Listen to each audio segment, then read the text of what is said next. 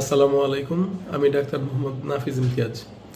সচরাচর ইন্টারেস্টিং কাহিনী ছাড়া আমি এভাবে ভিডিও করি না। তো আজকে এমন একটা ইন্টারেস্টিং কাহিনীর প্রত্যক্ষ সাক্ষী হলাম, তাই এই ভিডিওটি করছি। যে পেশেন্টটা আমার কাছে এসেছেন উনি কয়েকদিন আগেও এসেছিলেন।